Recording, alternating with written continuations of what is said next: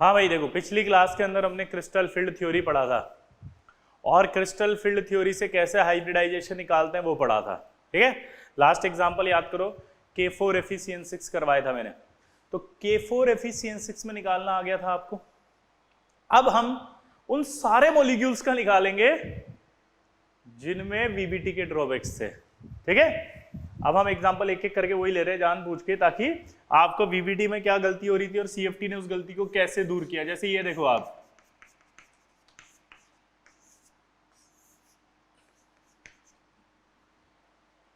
ये आपका NiNH3 6+2 है। आपको बोला है कि यार इसके अंदर जो है वो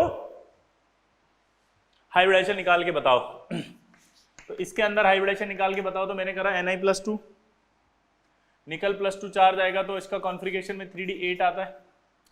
अमोनिया मैंने देखा स्ट्रॉन्ग फील्ड लिगेंड है, स्ट्रॉन्ग फील्ड लिगेंड है, तो ये आपका इस तरह से स्प्लिट कर जाएगा, आया ना। अगर ये इस तरह से स्प्लिट कर जाएगा तो स्प्लिटिंग के बाद 4s आएगा, ये 4p आएगा। इलेक्ट्रॉन कितने भरने हैं जरा चेक करके बताओ, कितने भरने हैं बताओ? 8। तो 8 इलेक्ट्रॉन भरो, 1 2 3। अब स्ट्रॉन्ग फील्ड है तो 4 5 6। अब ऊपर जाएंगे तो 7 8। यहां पर देखो आप हुंड्स रूल लग रहा है, हुंड्स रूल लगने की वजह से यहां पर पेयरिंग नहीं हो रही। वीबीटी में हमने क्वेश्चन पूछा था पेयरिंग क्यों नहीं हो रही है, वीबीटी के पास आंसर नहीं था। यहां देख सकते हो आप पेयरिंग नहीं हो सकती क्योंकि एक एक करके भर रहा है, सीएफटी ने कहा है एक एक करके भर रहा है, तो ये पेयरिंग नहीं हो रही है और 2 अनपेड इलेक्ट्रॉन आ रहे हैं और इसका मैग्नेटिक मोमेंट 2.87 आ रहा है, जो उस समय हमने 2.87 देखा था। मैंने आपको सिखाया था किसी भी कॉम्प्लेक्स का जो हाइब्रिडाइजेशन होता है उसके लिए सबसे पहले उसे कहां रखते हैं? मैग्नेटिक फील्ड में। कहां रखते हैं इसको? मैग्नेटिक फील्ड में। और मैग्नेटिक फील्ड में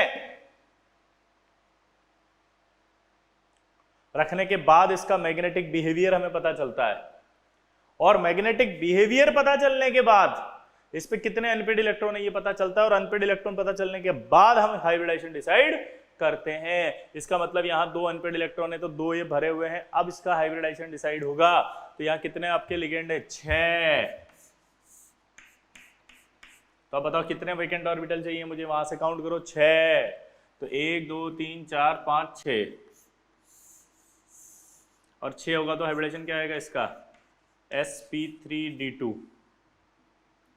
sp3d2 octahedral paramagnetic mu 2.87 outer orbital. हमने कहा था डी अगर बाहर हो तो आउटर ऑर्बिटल कॉम्प्लेक्स होता है, डी उधर लिखा होता आउटर ऑर्बिटल, इधर लिखा होता तो इनर ऑर्बिटल। अब ये D8 है, मैंने पिछली क्लास में भी सिखाया था कि अगर किसी कॉम्प्लेक्स में D1 से D3 कॉन्फ़िगरेशन हो और स्ट्रॉन्ग फील्ड लिगेंड हो या वीक फील्ड लिगेंड हो, वो कॉम्प्लेक्स हाई स्पिन कॉम्प्लेक्स या लो स्पिन कॉम्प्लेक्स नहीं कहलाता। वो कॉम्प्लेक्स हाई स्पिन और लो स्पिन कॉम्प्लेक्स नहीं कहलाता। D8 से D10 वाला भी नहीं कहलाता। क्या बोला जल्दी बताओ? D8 से D10 वाला भी नहीं कहलाता है। D8 से D10 वाला भी हाई स्पिन लो स्पिन नहीं कहलाएगा। तो यानी कि यहां पर क्या लिखेंगे हम? नो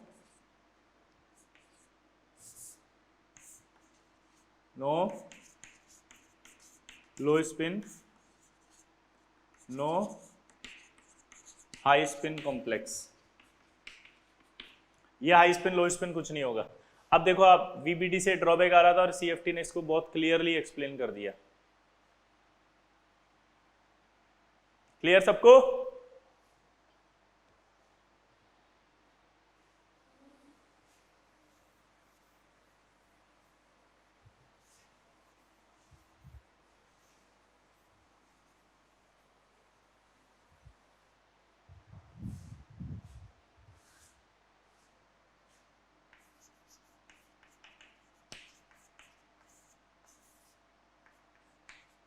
अगर मैं ये कॉम्प्लेक्स लूं तो कॉपर +2 आएगा, आया ना। कॉपर +2 आकर के मैं यहाँ 3D क्या करूंगा? 9 H2O कैसा लिगेंड है? Weak field. स्प्लिटिंग कैसी होगी? कम। फिर ये आएगा 4s 4p 4d। अब भरो, इलेक्ट्रॉन भरे अगर अपन तो D9 है तो 1 2 3 4 5 6 7 8 और ये 9।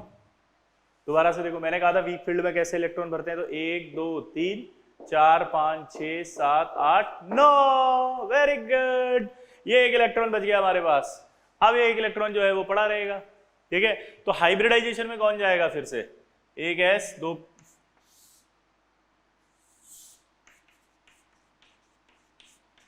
sp3d2 octa para. म्यू कितना होगा इसका 1.73। आउटर ऑर्बिटल है कि नहीं है?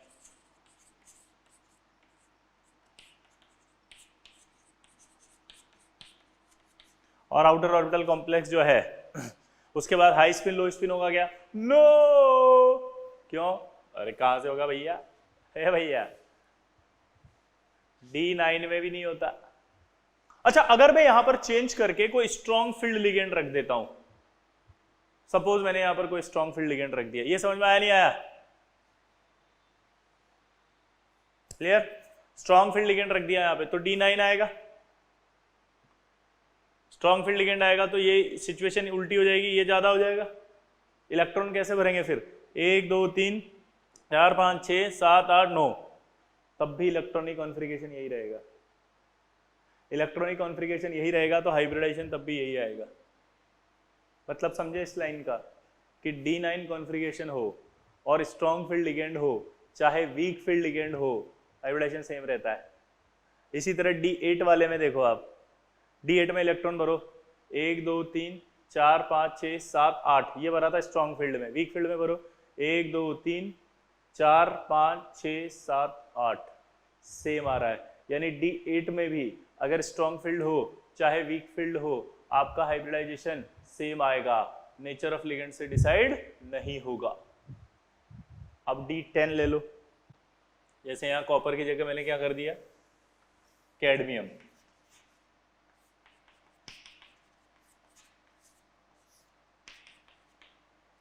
कैडमियम कर दिया,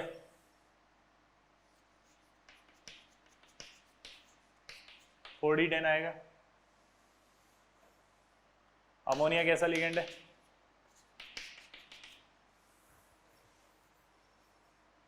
स्ट्रॉन्ग फील्ड लिगेंड है, तो डेल O ज्यादा होगा P से।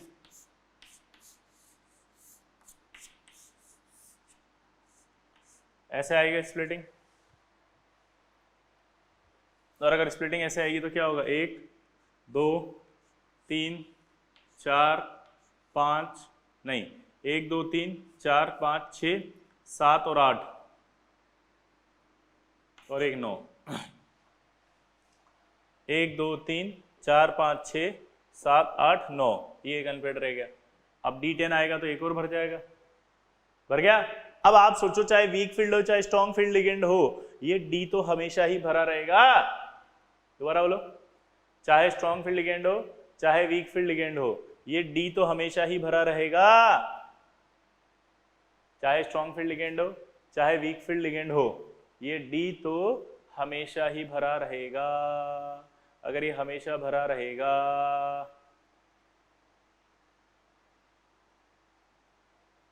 तो यही जाएंगे हाइब्रिडाइजेशन में सिर्फ, और यही जाएंगे तो ये क्या होगा, S 3P और 2D, तो sp3d2 ऑक्टाहेड्रल पैरामैग्नेटिक, और यहां पर ये पैरा हट जाएगा। पैरा की जगह क्या आएगा जल्दी बताओ? पैरा की जगह आएगा डायामैग्नेटिक। पैरा की जगह क्या आएगा, डायामैग्नेटिक। पैरा की जगह क्या आएगा, डाया, और म्यू कितना आएगा इसका, 0। पैरा की जगह क्या आएगा, डाया, म्यू, 0 और आउटर ऑर्बिटल कॉम्प्लेक्स। क्या ये लो स्पिन हाई स्पिन होगा? नहीं, ये लो स्पिन हाई स्पिन नहीं होगा। दोबारा बोलो, क्या ये लो स्पिन हाई स्पिन होगा? नो, ये लो स्पिन हाई स्पिन नहीं होगा। तो यानी आप थोड़ा सा, मैं जो समझाने की कोशिश कर रहा था वो ये कर रहा था कि अगर कभी भी कॉन्फ़िगरेशन D8 आ जाए, D9 आ जाए और D10 आ जाए, ध्यान से सुनना, D8 आ जाए, D9 आ जाए, D10 आ जाए, कोई भी कॉम्प्लेक्स हो, अब उस कॉम्प्लेक्स में चाहे वीक फील्ड भरे हो चाहे स्ट्रॉन्ग फील्ड भरे हो, आपका हाइब्रिडाइजेशन सेम रहेगा, कोई फर्क नहीं पड़ रहा। अब आपको एक और डाउट आएगा कि सर, हो सकता है पिछले लेक्चर में भी आया हो, सर आप जब भी कॉम्प्लेक्स ले रहे हो ना तो जान पूछ के या तो सारे स्ट्रॉन्ग ले रहे हो या आप सारे वीक ले रहे हो। सर हम अगर अलग अलग आगे तो कैसे करेंगे? ठीक है, क्या अलग अलग आएंगे वो समझना, और अलग अलग कहाँ आएंगे ये भी समझना। अगर किसी कॉम्प्लेक्स का कॉन्फ़िगरेशन D8 आएगा तो वो आपको जानबूझ के सारे लिगेंड अलग अलग भी दे सकता है, वो आपको ज़्यादा स्ट्रॉन्ग भी दे सकता है और कम वीक दे सकता है, यानी 4 स्ट्रॉन्ग 2 वीक दे दिए, या 2 स्ट्रॉन्ग 4 वीक दे दिए, या 3 स्ट्रॉन्ग 3 वीक दे दिए, या सारे अलग अलग दे दिए। तो ये इस तरह के एग्जाम्पल जो देगा वो देगा D8, D9 और D10 में, क्योंकि वहां पर हाइब्रिडाइजेशन नेचर ऑफ लिगेंड पर डिपेंड नहीं करता, नेचर ऑफ लिगेंड पर डिपेंड नहीं करता, नेचर ऑफ लिगेंड पर डिपेंड नहीं कर रहा है, उनके अंदर कॉन्फ़िगरेशन सेम आ रहा है और हाइब्रिडाइजेशन फिक्स sp3d2 जा रहा है। आई होप कि मैं समझाने में कामयाब रहा आपको। यहीं पर एक फील और दिलाता हूं, अगर आप ले सकते हो तो D8, D9 और D10 नेचर ऑफ लिगेंड पर डिपेंड नहीं कर रहा है। अब अगर D8, D9, D10 के अलावा कोई आ गया तो जो ज्यादा लिगेंड होंगे उससे आंसर देंगे। नोट कर लेना, क्या जो लिगेंड ज्यादा होंगे उससे आंसर देंगे। लाइक स्ट्रॉन्ग फील्ड अगर ज्यादा है तो आंसर स्ट्रॉन्ग फील्ड के हिसाब से बनेगा, वीक फील्ड ज्यादा है तो वीक फील्ड के हिसाब से बनेगा। अब आपको एक नया डाउट आएगा, सर बराबर होंगे तो क्या करूंगा? बराबर होंगे तो स्ट्रॉन्ग फील्ड के हिसाब से जाएगा, क्योंकि जब वीक और स्ट्रॉन्ग का नंबर बराबर है तो स्ट्रॉन्ग ही ज्यादा होगा ना। फिर तो जब वीक फील्ड लिगेंड का नंबर और स्ट्रॉन्ग फील्ड का बराबर होगा तो स्ट्रॉन्ग फील्ड ज्यादा होगा तो स्ट्रॉन्ग फील्ड से जाएगा। तो ये नोट कर लेना, क्या कि अगर कभी स्ट्रॉन्ग फील्ड ज्यादा हो तो स्ट्रॉन्ग फील्ड के हिसाब से देना है, वीक फील्ड ज्यादा हो तो वीक फील्ड के हिसाब से देना है, और अगर बराबर हो तो फिर स्ट्रॉन्ग फील्ड के हिसाब से आंसर जाएगा। और एक खास बात नोट करना कि D8, D9 और D10 इनका जो कॉन्फ़िगरेशन है उस पर तो नेचर ऑफ लिगेंड का कोई फर्क नहीं पड़ता, हमेशा हाइब्रिडाइजेशन फिक्स आएगा, हमेशा हाइब्रिडाइजेशन फिक्स आएगा, फिक्स आएगा, फिक्स आएगा, कोई दुनिया की ताकत उसको चेंज नहीं कर पाएगा। अब यहां से एक लाइन और एक्सप्लेन करता हूं, अगर आप समझो तो। याद है कल VBT में हमने पढ़ा था, तो हमारा जो आंसर नहीं आया था या गलत आया था वो कौन सा आया था पता है? NiNH3 होल 6+2, और वो आया था D8 कॉन्फ़िगरेशन का। फील लेना मैं जो बोल रहा हूं, वो आया था NiNH3 होल 6+2 का कॉन्फ़िगरेशन D8। D8 कॉन्फ़िगरेशन अभी CFT ने बोला नेचर ऑफ लिगेंड पर डिपेंड नहीं करता है, और VBT ने कहा था कि हाइब्रिडाइजेशन नेचर ऑफ लिगेंड पर डिपेंड करता है। VBT ने कहा था कि हाइब्रिडाइजेशन नेचर ऑफ लिगेंड पर डिपेंड करेगा। तो जहां जहां नेचर ऑफ लिगेंड पर डिपेंड नहीं कर रहा वहां वहां सब जगह VBT एक्सप्लेन करने में फेल हो रहा है।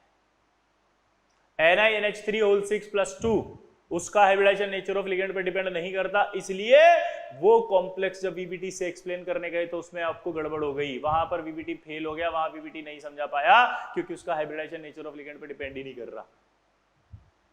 D8 में, D9 में भी नहीं करता, D10 में भी नहीं करता। तो हमने जितने भी एक वहां पर VBT के ड्रॉबैक्स लिखे थे उनमें जो कॉम्प्लेक्स नोट करना आए थे वो वाले कॉम्प्लेक्स आएंगे जिनमें हाइब्रिडाइजेशन नेचर ऑफ लिगेंड पर डिपेंड नहीं कर रहा। वो कौन से आएंगे? जिन पर हाइब्रिडाइजेशन नेचर ऑफ लिगेंड पर डिपेंड नहीं कर रहा। समझ में आई मेरी बात? क्लियर? तो ये आपकी CFT और VBT की थोड़ी सी फील दिलाने की मैंने कोशिश करी। आई होप आपको फील आई। नहीं आई तो इस लेक्चर को दोबारा सुनना अभी तक जहां तक मैंने पढ़ाया, क्योंकि मैं जैसे जैसे आगे आगे एग्जाम्पल लेता जाऊंगा आपकी वो फील और गहरी होती जाएगी, वो फील और गहरी हो जाएगी। जैसे अगला एग्जाम्पल मैं ले रहा हूं टाइटेनियम H2O होल 6+3, एक और ले लेते हैं स्कैंडियम H2O होल 6+3, इसी तरह से एक और ले लेते हैं vanadium H2O whole 6+2, VeH2O whole 6+3, और क्रोमियम H2O होल 6 + 3।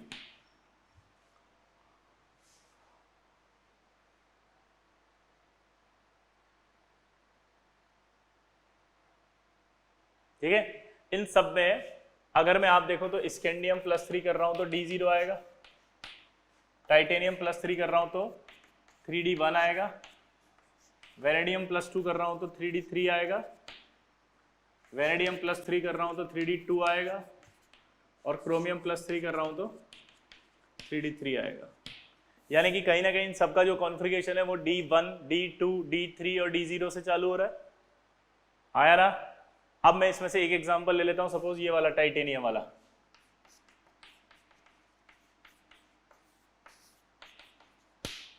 टाइटेनियम वाला लिया मैंने तो मुझे पता लगा आपका 3D1 आएगा, और D1 अगर आ रहा है तो मुझे पता है यहां पर कि D1 जो है स्प्लिटिंग होगी ऑक्टाहेड्रल।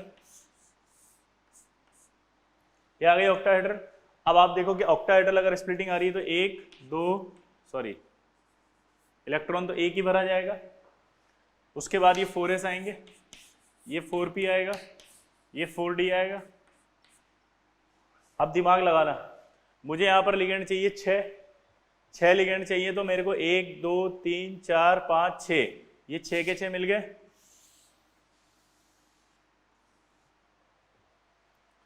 एक 2 3 4 5 6, कितने मिले? 6। तो 6 अगर मिल गए तो क्या होगा? हाइब्रिडाइजेशन क्या आएगा? D2sp3। 6 अगर मिल गए तो हाइब्रिडाइजेशन क्या आएगा? D2sp3। हाइब्रिडेशन क्या आएगा? D2sp3। ये हाइब्रिडेशन में क्यों नहीं गए?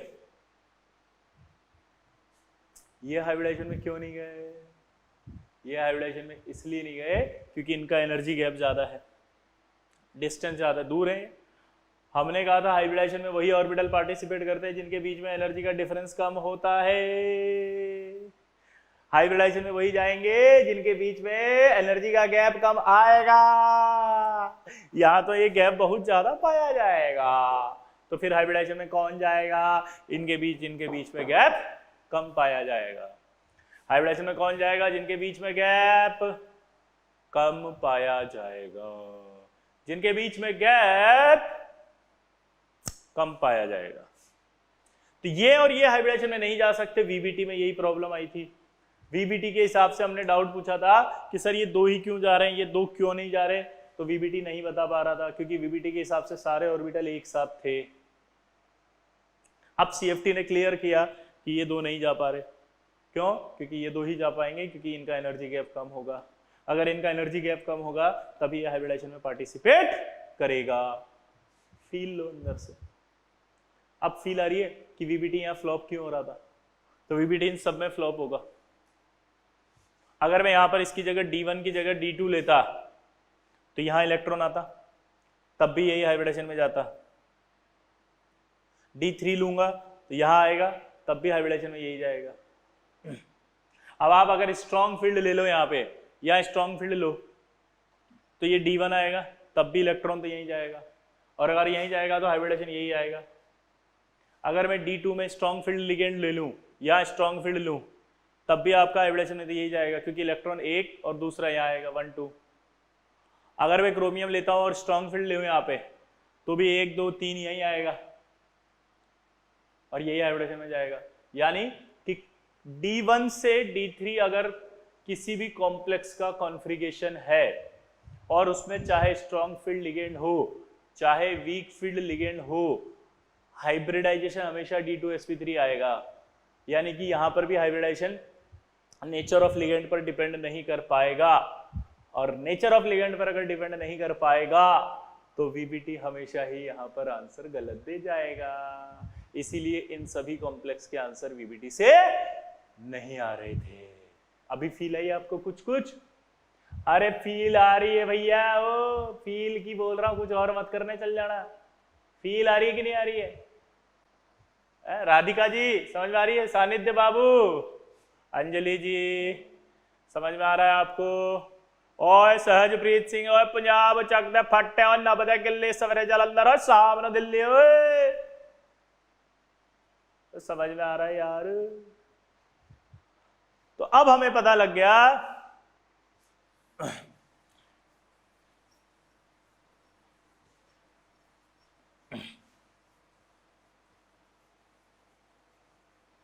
अब हमें पता लग गया तुसी होए कि अगर D1 to D3 कॉन्फ़िगरेशन है, if complex has D1 to D3 configuration, then it always form inner orbital complex compound. It always form inner orbital complex compound. It always form inner orbital complex compound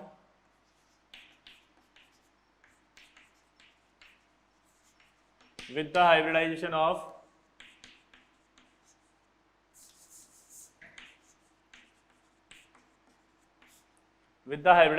D2sp3 with the hybridization of D2sp3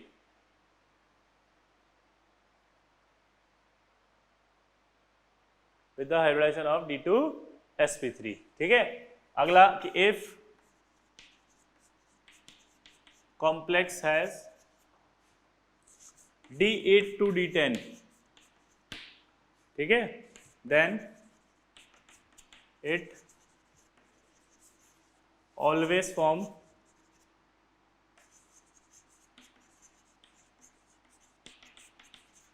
outer orbital complex compound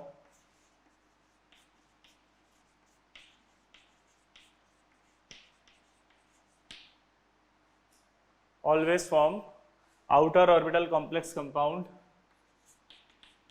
with the hybridization of बोलो sp3d2. यहाँ एक line और लिखना, irrespective nature of ligand.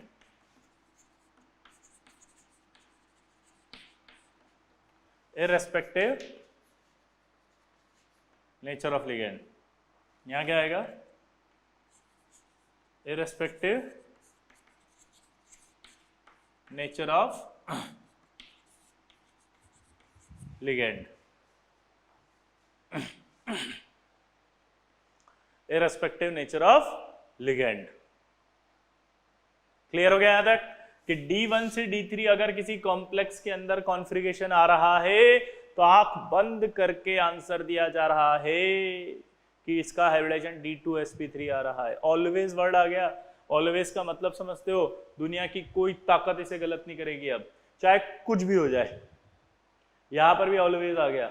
D8 से D10 आ जाए तो सीधा करना. लेकिन ये एक बात इंपॉर्टेंट है, ये है for octahedral complex.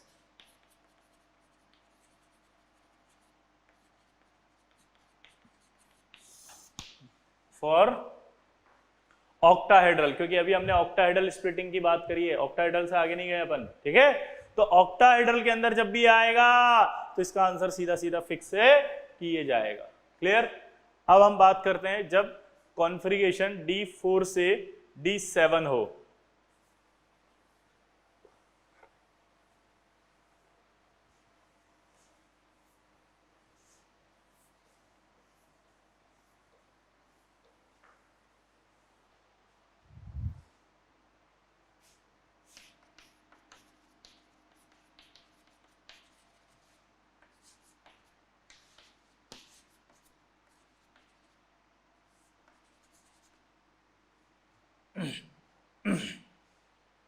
If complex has D4 से D7, क्या बोला जल्दी बताओ? इफ कॉम्प्लेक्स हैज D4 से D7 कॉन्फ़िगरेशन, मतलब अगर वो D4 से D7 के बीच में रखता है, और if complex has strong field ligand, then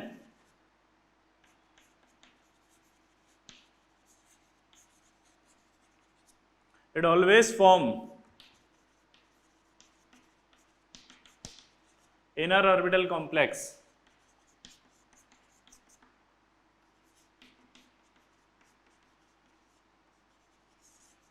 with the hybridization of D2sp3 if complex has weak field ligand, complex has weak field ligand, then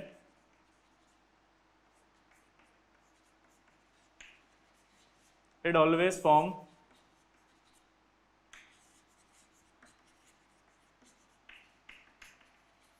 outer orbital complex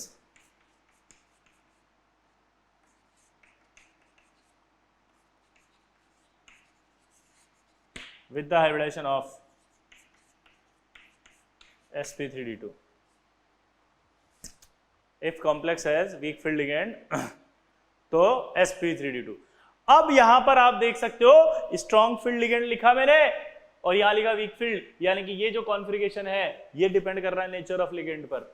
मतलब समझे इसका मतलब अगर किसी कॉम्प्लेक्स में D4 कॉन्फ़िगरेशन आ गया तो जो आंसर CFT दे रहा है वही VBT दे रहा है, यानी कि VBT कभी भी D4 से D7 अगर किसी कॉम्प्लेक्स का कॉन्फ़िगरेशन आएगा तो उसका आंसर दे पाएगा, उसमें कोई उसको घोटाला नजर नहीं आएगा या हमारे द्वारा कोई डाउट नहीं आएगा, आंसर सेम आएगा, VBT में कोई ड्रॉबैक नहीं आएगा। VBT का ड्रॉबैक कहां आ रहा था? जहां पर हाइब्रिडाइजेशन नेचर ऑफ लिगेंड पर डिपेंड नहीं कर रहा था, लाइक D1 से D3 यहां पर नेचर ऑफ लिगेंड पर डिपेंड नहीं कर रहा, लाइक D8 से D10 यहां नेचर ऑफ लिगेंड पर डिपेंड नहीं कर रहा, यहां पर VBT से आंसर गलत आएगा। D4 से D7 हमेशा VBT और CFT दोनों का आंसर सेम आएगा और VBT में कोई गड़बड़ नजर नहीं आएगा, कोई गड़बड़ नजर नहीं आएगा। समझ में आएगा? इसलिए मैंने आपको बोला था कि आंसर से CFT से निकालना, क्योंकि CFT तो सारा ही दे रही है ना फिर D1 से लेके D10 तक। अब इसमें भी डाउट आ जाते हैं, सर VBT से निकालें कि CFT से? 1000 बार कह दिया CFT से निकालो, की पॉइंट ही तैयार कर दिया मैंने तुम्हारे बातों में। आपको कुछ नहीं करना, कोई भी कॉम्प्लेक्स दे चला नींद में, आपको सिर्फ कॉन्फ़िगरेशन पूछना है। हाँ बोल कॉन्फ़िगरेशन क्या है? बोलेगा भैया D1 है। अच्छा D1 है, हाँ भैया लिगेंड, अरे हट बड़ बैक लिगेंड बोलेगा साला, D2sp3। भैया कैसे किए हो? की पॉइंट लगाया है। तो भैया की पॉइंट कहाँ होता है? हट फोकट में बताएंगे, निकल यहाँ से। फिर आएगा एक और दोस्त आपका, भैया ये D8 का कैसे निकाले समझ नहीं आ रहा है सर। D8 है, बढ़ sp3d2 भैया कैसे निकाले? की पॉइंट लगाया है बे, भैया क्या होता है बताओ। अबे निकलो चल, की पॉइंट बता। चला इतना मेहनत करते हैं, बहुत मेहनत से बनाए हैं बे, ऐसे बता देंगे तुमको। हाँ समझ गए?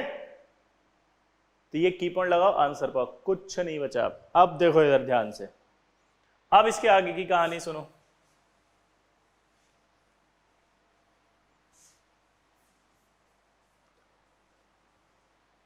हमने एक की पॉइंट तो बना दिया, अब इस की पॉइंट के बाद एक अगला सवाल आएगा आपके पास।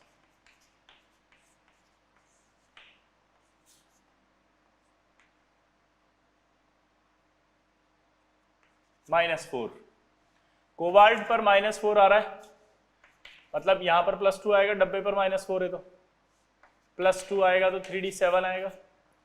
NO2 यहां पर स्ट्रॉन्ग फील्ड लिगेंड है, स्प्लिटिंग आएगा।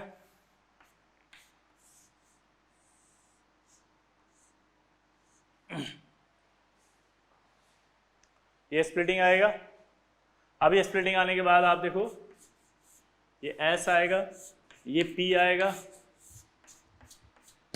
और ये D आएगा। क्लियर? अब दिमाग की बत्ती जलाओ, 7 भरो इसमें, 1 2 3, स्ट्रॉन्ग है तो 4 5 6 7। ओ बाप रे, अभी जब मैं लिख रहा हूँ ना तो कई बच्चे ऐसे हैं जिनको ये खुशी नहीं हो रही होगी कि साला समझा रहे हैं, उनको ये टेंशन आने लग गया होगा कि ये D7 होगा तो कैसे करोगे, D7 होगा। ये पहले आ रहा होगा डाउट। राधिका जी आपको तो जरूर आ रहा होगा, अरिन तुझे तो पक्का आ रहा होगा, तेरा तो टेंशन ही होगी साला कैसे गड़बड़ सड़बड़ पढ़ा रहे हैं, ऐसे कैसे हो जाएगा, पता नहीं क्या गलत सलत पढ़ा रहे हैं। भैया बता तो रहे हैं, एक एक करके बताएंगे, धीरे धीरे आएगा, है ना? ओके सानिध्य बेटा, पढ़ाई अच्छी चल रही है? खाने पीने पर बराबर ध्यान देना बेटा, कहीं ऐसा नहीं कमजोर हो जाओ, ठीक है। यहां देखो, अब ये तो एक इलेक्ट्रॉन आ गया है, अगर यहां एक इलेक्ट्रॉन आ गया है तो फिर इसका हाइब्रिडाइजेशन D2sp3 कैसे आ रहा है, इसका फिर हाइब्रिडाइजेशन D2sp3 कैसे आ रहा है, इसका फिर हाइब्रिडाइजेशन D2sp3 कैसे आ रहा है, दोबारा बोलो, इसका हाइब्रिडाइजेशन D2sp3 कैसे आ रहा है, इसका फिर हाइब्रिडाइजेशन D2sp3 कैसे आ रहा है। सवाल आ गया नहीं आ गया, इसका फिर कैसे आ रहा है D2sp3, ये तो समझ में ही नहीं आ रहा, लॉजिकली नहीं है, गलत है आपका लॉजिक, आपने सर लॉजिक ही गलत बताया है, आपका लॉजिक सवाल ही गलत है। तो हट इधर देख, इसका लॉजिक गलत नहीं है, इधर देखो। अब जब यहां पर ऐसी सिचुएशन होती है ना, तो इसमें एक फिनोमिना होता है जिसका नाम है ट्रांसफरेंस, ये इलेक्ट्रॉन उठकर 4d में चला जाता है। कौन सा फिनोमिना हुआ ये,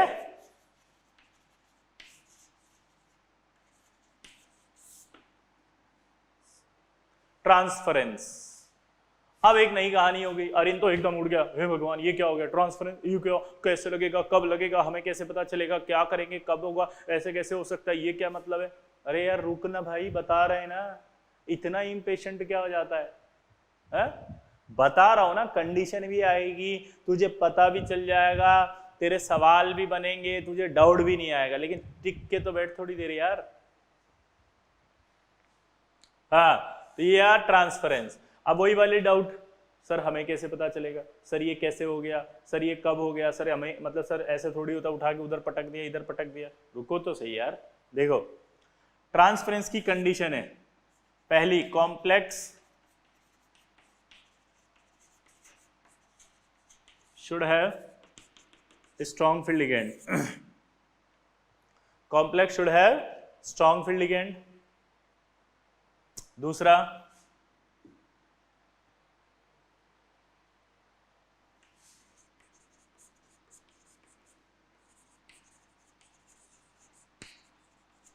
complex should have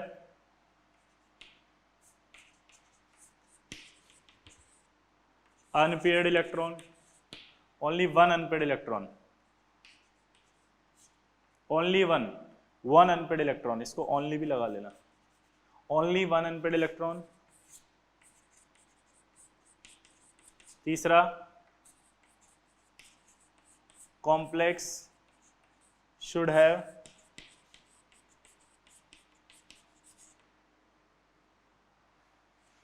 possibility of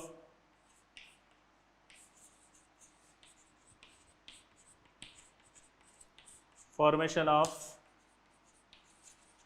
inner orbital complex,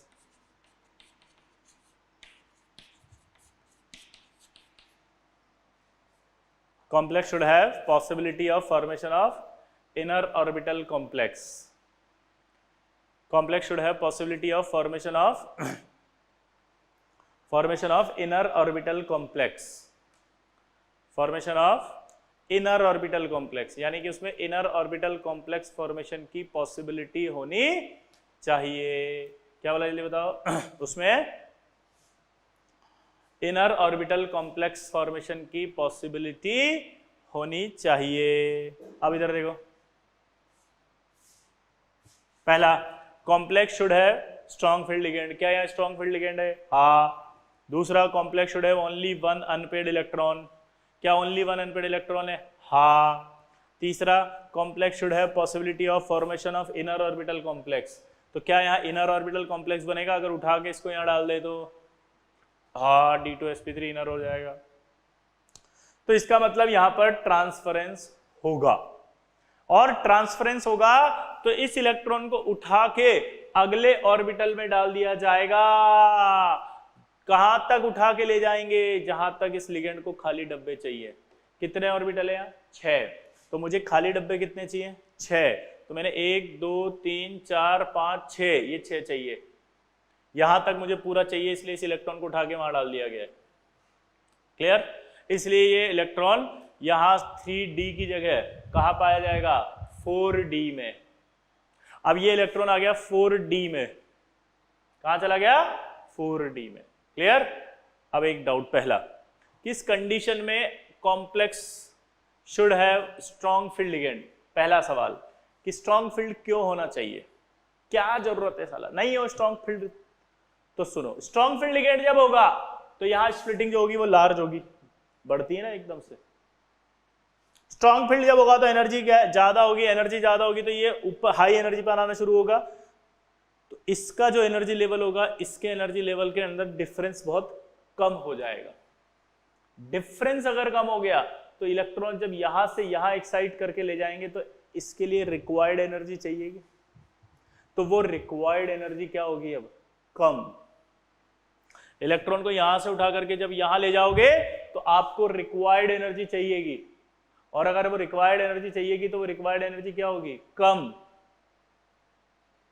इसलिए स्ट्रॉन्ग फील्ड होना जरूरी है, क्योंकि अगर सिस्टम में रिक्वायर्ड एनर्जी ज्यादा आ गई, क्योंकि अगर सिस्टम में रिक्वायर्ड एनर्जी ज्यादा आ गई तो उस कंडीशन में वो, अगर रिक्वायर्ड एनर्जी ज्यादा आ गई तो उस कंडीशन में वो अनस्टेबल हो जाएगा, इसलिए वो ट्रांसफर नहीं कर पाएगा। ठीक है, तो स्ट्रॉन्ग फील्ड होगा तो ये गैप कम होगा, और अगर ये गैप कम होगा तो इलेक्ट्रॉन यहां से यहां चला जाएगा आसानी से। क्लियर है यहां तक। अब अगला देखो, complex should have unpaired electron only one.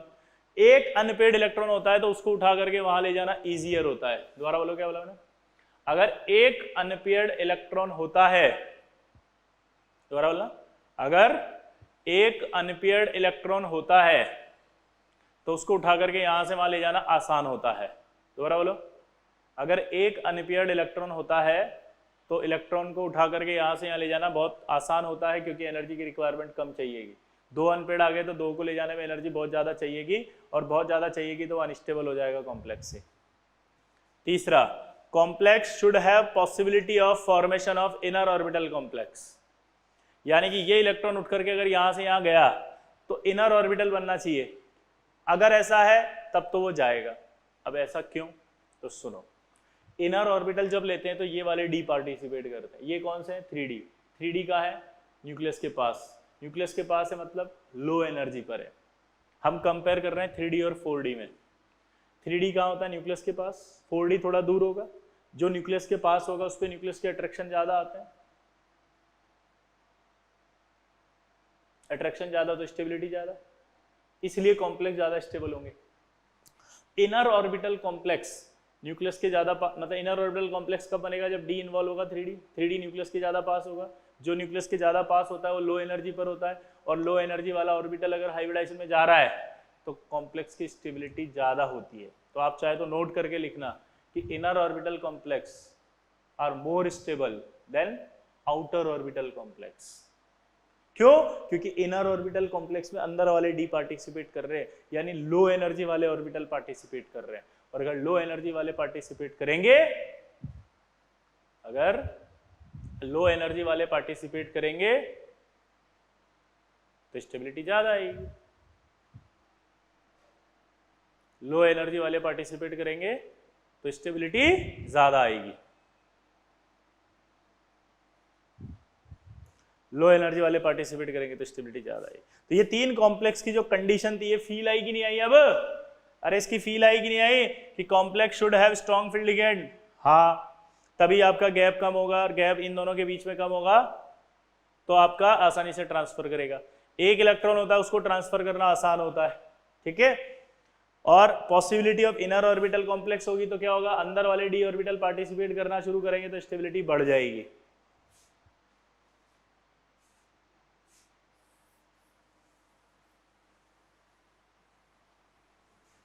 अब एक खास बात और इसमें कि अगर इस कॉम्प्लेक्स की बात करें तो अब इसमें अनपेयर्ड इलेक्ट्रॉन कहां चला गया, 4D।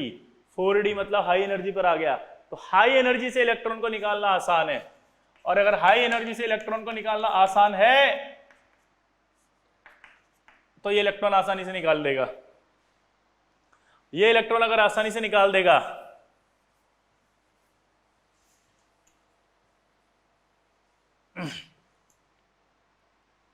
ये इलेक्ट्रॉन अगर आसानी से निकाल देगा यहां से वहां गए, ये अगर इलेक्ट्रॉन आसानी से निकाल देगा तो आप सोचो क्या हुआ, इलेक्ट्रॉन आसानी से निकल गया। तो इसका मतलब इसमें से इलेक्ट्रॉन निकला, इसका रिडक्शन हुआ, और जिसका रिडक्शन हुआ है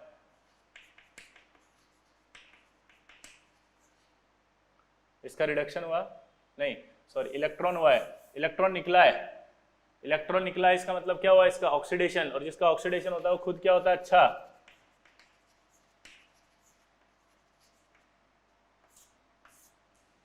वो क्या होता है, अच्छा रिड्यूसिंग एजेंट, वो क्या होता है, अच्छा रिड्यूसिंग एजेंट, वो क्या होता है, अच्छा रिड्यूसिंग एजेंट, वो क्या होता है, अच्छा रिड्यूसिंग एजेंट। क्लियर? तो अब यहां नोट करके लिखो कि व्हेन कोबाल्ट प्लस 2, लिखो when cobalt plus 2 surrounded by 6 strong field ligand, cobalt plus 2 surrounded by 6 strong field ligand, cobalt plus 2 surrounded by 6 strong field ligand, then it always form inner orbital complex compound, then it always form inner orbital complex compound, then it always form inner orbital complex compound with the hybridization of D2sp3, with the hybridization of D2sp3, with the hybridization of D2sp3,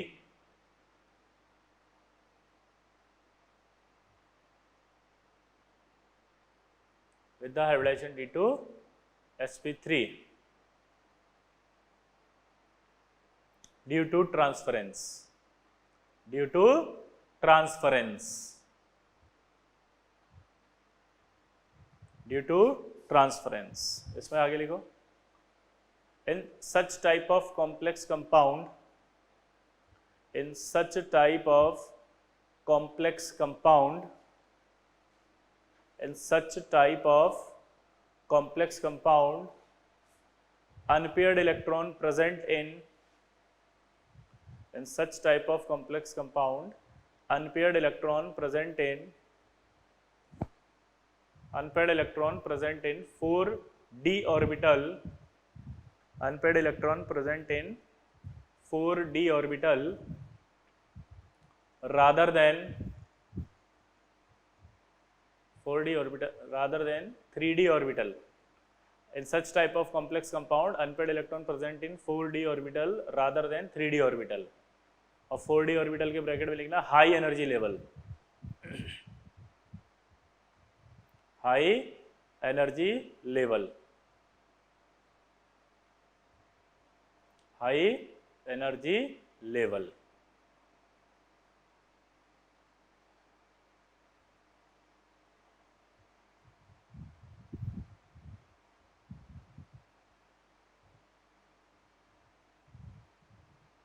clear? तो high energy level आएगा। Clear? और आगे लिखना such type of complex compound acts as a reducing agent, such type of complex compound acts as a reducing agent.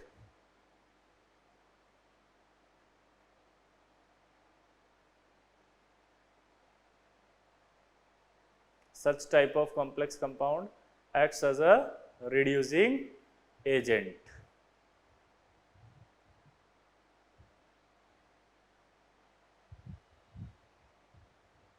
ठीक है, तो ये आपका ऑक्टाहेड्रल एक तरह से समाप्त। आई होप कि आपको समझ में आया होगा, इसको अच्छे से पढ़ना। अब एक्चुअली क्या, स्क्वायर प्लेनर थोड़ा बड़ा है, स्प्लिटिंग स्प्लिटिंग अभी मैं बनाऊंगा, उसी में आपका टाइम वेस्ट हो जाएगा पूरा का पूरा। ठीक है, और फिर डिसकनेक्टिविटी आएगी, तो मैं अगली क्लास में पूरा स्क्वायर प्लेनर ही खत्म कर दूंगा। ठीक है, इसलिए थोड़ा मेरे को लग रहा है जल्दी छोड़ देते हैं अपन। ठीक, तो आई होप इसको अच्छे से आप पढ़ेंगे, अच्छे से याद करेंगे, ताकि नेक्स्ट क्लास में हम CFT के अंदर स्क्वायर प्लेनर स्प्लिटिंग लेकर आए। वो बहुत बड़ा डायग्राम है उसका। ठीक है, चलिए मिलते हैं फिर नेक्स्ट क्लास।